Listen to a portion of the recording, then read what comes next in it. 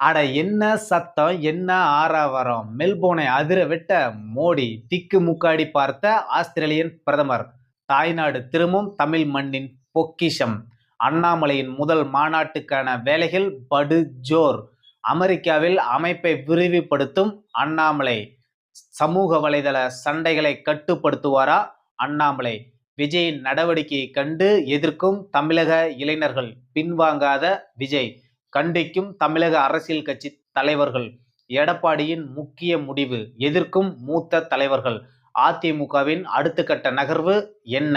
வாருங்கள் இந்த வீடியோவில் பார்க்கலாம். அதற்கு முன்பாக நமது சேனலை சப்ஸ்கிரைப் செய்து கொள்ளுங்கள். அன்பு தமிழ் நெஞ்சங்களுக்கு அன்பு வணக்கம். தமிழக அரசியல்ல பல முக்கியமான திருப்பங்கள் தொடர்ந்து நடந்துகிட்டே இருக்கு. இன்னைக்கு கூட முதல்வர் விஜய் அவர்கள் கரூர் பயணம் மேற்கொள்றாரு. அது கூட பல சர்ச்சைகளை கிளப்பி இருக்குது. விஜய்க்கு போட்டியா அண்ணாமலையினுடைய மாநாட்டு பணிகள் அது ஒரு பக்கம் படு ஜோரா நடந்துகிட்டு இருக்குது. அதற்கு மத்தியில தமிழ்நாட்டுக்கு மிக முக்கியமான ஒரு விஷயம் நடக்க போகுது. அது என்ன அப்படின்னா, பிரதமர் மோடி அவர்கள் ஆஸ்திரேலியா பயணம் மேற்கொண்டாரு. அங்க அவருக்கு மெல்போர்ன் மைதானத்துல அதிர்ந்த சத்தம், ஆரவாரம், அதாவது இதுக்கு முன்னாடி அப்படி ஒரு ஆரவாரம், அர்ப்பணிப்பு மெல்போர்ன் மைதானமே கண்டிருக்காதுங்கிற அளவுக்கு தான் அவ்வளவு பெரிய சத்தம். இதெல்லாம் ஆஸ்திரேலியாவோட பிரதமர் திக்கு முக்காடி பார்த்த நிகழ்வு எல்லாமே மெல்போர்ன் மைதானத்துல நடந்துச்சுங்கிறது தான். அது மட்டும் இல்லாம பிரதமர் மோடி அவர்களோட அந்த ஆஸ்திரேலியா பயணத்துல தமிழகத்துக்கு ஒரு முக்கியமான பொக்கிஷம் கிடைக்க போகுதுங்கிறதான். அது என்ன அப்படின்னா, நம்ம தமிழகத்திலிருந்து திருட்டு போன நம்மளுடைய பாரம்பரம், கலாச்சாரம் மிக்க நம்மளுடைய சிலைகள் மறுபடியும் தமிழகம் நோக்கி பயணிக்குது அப்படிங்கிறதான். அதற்கு உண்டான ஒப்பந்தங்கள் எல்லாமே நேற்று ஆஸ்திரேலியாவோட பிரதமர் முன்னில மோடி அவர்கள் கையொப்பமிட்டாரு. விரைவில் நம்மிடம் இருந்து சென்ற நம்மளுடைய பொக்கிஷம் மீண்டும் தமிழகத்தை நோக்கி பயணிக்க போகுதுங்கிற ஒரு சந்தோஷமான நிகழ்வை பிரதமர் அவர்கள் ஆஸ்திரேலியாவில் செஞ்சு காட்டியிருக்கிறாரு. அது மட்டும் இல்லாம பிரதமர் அவர்களுடைய பேச்சு ரொம்ப வித்தியாசமா இருந்துச்சு. ஆஸ்திரேலியாவில் பிபிஎல் தான் அங்க சிறப்பான கிரிக்கெட்ல ஒரு முக்கியமான விளையாட்டுகள். அதாவது நம்ம ஊர்ல ஐபிஎல் மாதிரி அங்க பிபிஎல். அதனுடைய முதல் போட்டி நம்ம சென்னையில வர ஆண்டு தொடக்க போட்டி நடக்க போறதா ஒரு முடிவாயிருக்குது. இது ஆண்டுதோறும் இந்தியாவில் முதல் போட்டி தொடங்கணுங்கிற ஒரு கொள்கையும் இரு நாட்டு பிரதமர்களும் சேர்ந்து எடுத்துட்டாங்க. அதை விட முக்கியமா இரு நாட்டு உறவு முறைகளை பத்தி பிரதமர் மோடி அவர்கள் பேசுனதுதான் வியப்பா இருந்துச்சு. அதாவது என்னன்னா, இரு நாடுகளுடைய செயல் திட்டம் ஒரு நாள் போட்டி மாதிரி இருக்கும். அதே மாதிரி எங்களுடைய முடிவுகள் எல்லாம் T20 மாதிரி விரைவா நாங்களாம் எடுத்துருவோம். ஆனா எங்களுடைய நீண்டகால தொடர்பு வர்த்தகங்கிறது டெஸ்ட் போட்டி மாதிரி அமையும் அப்படிங்கிறத பிரதமர் மோடி அவர்கள் பேசியது மிகப்பெரிய கரவொலி சத்தம் மெல்போர்ன் அரங்கமே அதிர்ந்துச்சு. அது மட்டும் இல்லாம காய்கறிகள் எல்லாம் அவங்களதா இருந்தாலும் மசாலா பொருட்கள் எல்லாம் எங்களோடது, தண்ணி உங்களோடதா இருந்தாலும் பால் உங்களோடதா இருந்தாலும் தேநீருங்கிறது எங்களோடதுன்னு பிரதமர் அவர்கள் ரொம்ப வித்தியாசமான பேச்சுக்கள் எல்லாம் ஆஸ்திரேலியாவில் பேசினாரு. இதெல்லாம் ஒரு பக்கம் இருந்தாலும் தமிழக அரசியல் களங்கிறது ரொம்ப சூடு பிடிச்சி பரபரப்பா அது ஒரு பக்கம் நடந்துகிட்டு இருக்குது. அது என்ன அப்படின்னா, சமூக வலைதளத்துல பாஜகவோட ஆதரவாளர்களுக்கும் அண்ணாமலை ஆதரவாளர்களுக்கும் ரொம்ப கடுமையான சண்டை சச்சரவுகள் எல்லாமே நடந்துகிட்டு இருக்குது. அண்ணாமலையோட ஆதரவாளர்கள் மிக கடுமையா கொச்சையான வார்த்தைகள் எல்லாமே பாஜகவினுடைய தலைவர்களை வசைப்பாடக்கூடிய நிகழ்வுகள் எல்லாமே சமூக வலைதளத்துல நடந்துகிட்டு இருக்குது.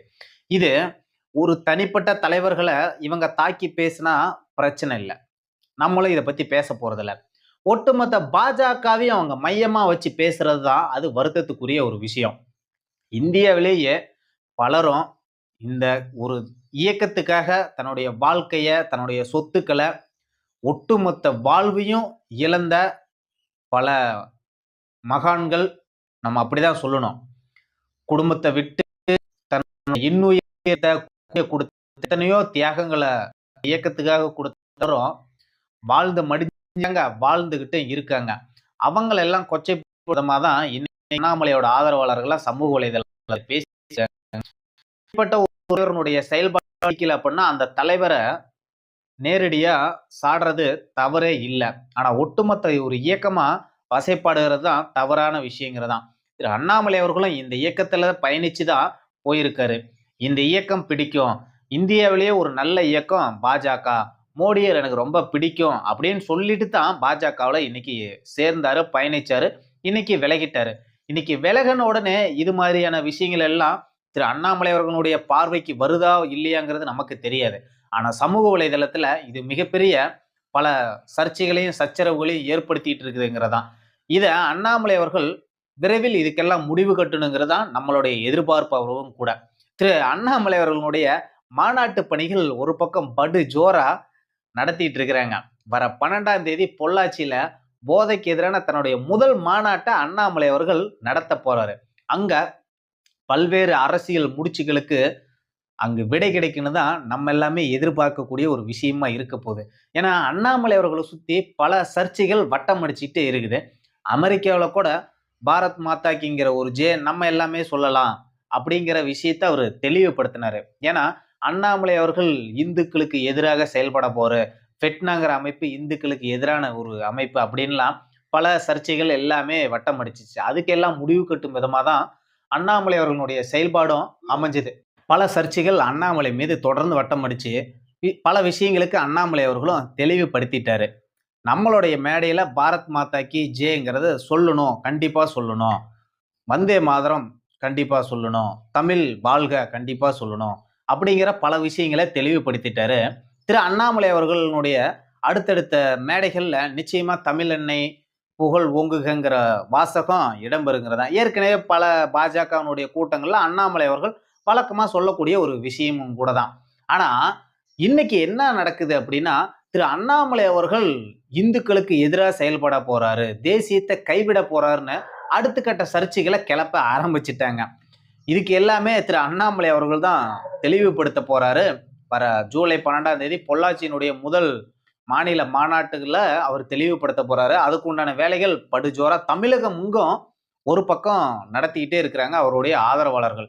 இப்ப வரையிலும் அண்ணாமலையினுடைய வீத லீடர்ஸ் அமைப்புல 19 லட்சம் உறுப்பினர்களை கடந்துட்டாங்க. ஏற்கனவே அண்ணாமலை அவர்கள் 50 லட்சம் உறுப்பினர் ஆனாதான் கட்சியா மாத்துவங்கிற ஒரு விஷயத்தை சொல்லியிருக்கிறாரு.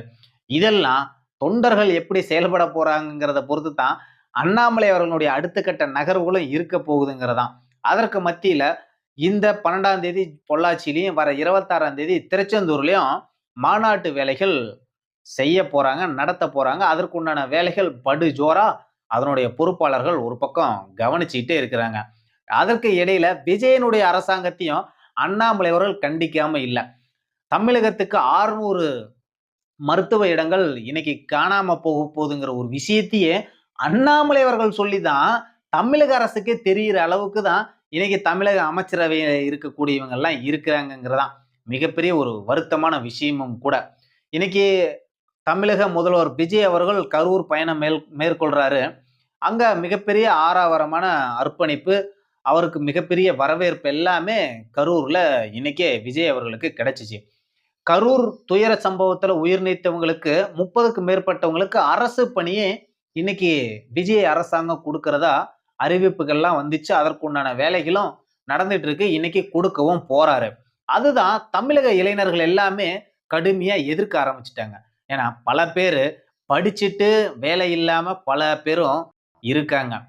அந்த இளைஞர்களுடைய கனவு, தூக்கம், லட்சியத்தெல்லாம் ஒரு அரசியல் கூட்டத்துல உயிர் நீத்தவங்களுக்கு அந்த அரசு பணி கிடைச்சிச்சு அப்படின்னா, பல இளைஞர்கள் தன்னுடைய வாழ்க்கையை அர்ப்பணிச்சு இதற்காக தியாகம் பண்ணி பலரும் படிச்சுக்கிட்டு இருக்காங்க. அப்படிப்பட்ட இளைஞர்களுக்கு எல்லாமே விஜயனுடைய இந்த செயல்பாடு மிகப்பெரிய தாக்கத்தை ஏற்படுத்த போகுதுங்கிறது எல்லளவும் மாற்று கருத்து இருக்க முடியாது. இன்னைக்கு அதை தான் பல தமிழக இளைஞர்களும் எதிர்த்துட்டு இருக்காங்கிறதான். ஆனா இதெல்லாம் விஜய் கண்டுகிட்ட மாதிரி தெரியல. அவங்கள ஒரு விஷயமா தான் அவர்களுக்கு ஒட்டுமொத்த தமிழ் முழுவதும் மிகப்பெரிய ஒரு தாக்கத்தை ஏற்படுத்தின விஷயம். அதனால இதுல போய் கலந்து கலக வேண்டாம் அப்படிங்கிறதா பலருடைய எதிர்பார்ப்போம். ஏற்கனவே அவங்களுக்கு எல்லாம் போதிய நிதி எல்லாம் கொடுத்துட்டாங்க. இனிமேலுக்கு ஒரு அரசியல் கூட்டத்துல இந்த மாதிரி உயிர் நீத்த அரசு வேலை கிடைக்குன்னு பலருடைய மக்களுடைய எண்ணமாவே போயிருன்னு அரசியல் தலைவர்கள் எல்லாமே பலரும் கண்டிக்கிறாங்க. டிடிவி தினகரன் அவர்கள் கூட கடுமையா விஜய் அவர்களை கண்டிச்சிருக்கிறாரு கூட. இதுதான் விஜய் அவர்கள் எதையும் கண்டுக்காம அவருடைய பணியை அவர் செய்யறாரு. அதிகாரம் இருக்குதுங்கிறதுக்காக அதிகாரத்தை வரம்பு மீறி செயல்படுறது எல்லாமே அநாகரிகங்கிறதா நம்மளுடைய விஷயமும் கூட. ஏன்னா, ஒரு தமிழகத்துல ஒரு சின்னதா ஒரு காட்டு பிரச்சனைனா கூட கொலை அளவுக்கெல்லாம் போகக்கூடிய நிகழ்வெல்லாம் தமிழகத்துல பல பகுதியில் நடந்துட்டு இருக்குது. அப்போ ஒரு அரசு வேலை அப்படின்னா, இனிமேலுக்கு என்ன ஆகும்? தமிழக மக்கள் மத்தியில விஜய் என்னத்த விதைக்க போறாருங்கிறது மிகப்பெரிய ஒரு கேள்வியாவும் அமைய போகுதுங்கிறது தான். இதெல்லாம் ஒரு பக்கம் இருந்தாலும், எடப்பாடி பழனிசாமி அவர்கள் அதிமுகவ மீட்கிறதுக்காக அடுத்த கட்ட நடவடிக்கை எல்லாம் தொடங்க போறதா ஒரு செய்திகள் வந்திருக்கு. அது என்ன அப்படின்னா, இனிமேலுக்கு அதிமுகவினுடைய ஐடி விங்ல பொறுப்பு வேணும் அப்படின்னா, அவங்களுக்கு கண்டிப்பா ஏஐ பத்தின விஷயம் தெரிஞ்சிருக்கணும். ஏஐ சமூக வலைதளத்தை எப்படி பயன்படுத்தணுங்கிற விஷயம் தெரிஞ்சா மட்டும்தான், இனிமேலுக்கு ஐடி விங் பொறுப்புங்கிறதுல உறுதியா இருக்கிறாராமா. இதுதான் அதிமுகவுடைய பல மூத்த தலைவர்கள் கடுமையா எதிர்த்துக்கிட்டு இருக்காங்க. அது நம்ம ஒரு பக்கம் தேர்தல் நேரத்துல நம்ம செய்யக்கூடிய வேலைகள். நம்ம ஆண்டு முழுவதும் நம்ம அந்த பணி செய்ய போறது இல்ல. அதனால இந்த ஒரு முடிவ நம்ம எல்லாம் தற்காலத்துக்கு தள்ளி வச்சுட்டு, கட்சிய வலுப்படுத்தக்கூடிய வேலைய நம்ம செய்யணும். இதே மாதிரி நம்ம ஒரு சில முடிவுகள் இப்ப எடுத்தோம் அப்படின்னா, மேலும் அதிமுக பிளவுபடுன்னு பல 2ஆம் கட்ட தலைவர்கள் எடப்பாடி அவர்களுக்கு அறிவுறுத்தியதா சொல்லப்படுது. எடப்பாடி அவர்களுடைய அடுத்த கட்ட நகர்வு என்னவாக இருக்க போகுதுங்கிறத நம்ம பொறுத்திருந்து பார்ப்போம். நன்றி, வணக்கம்.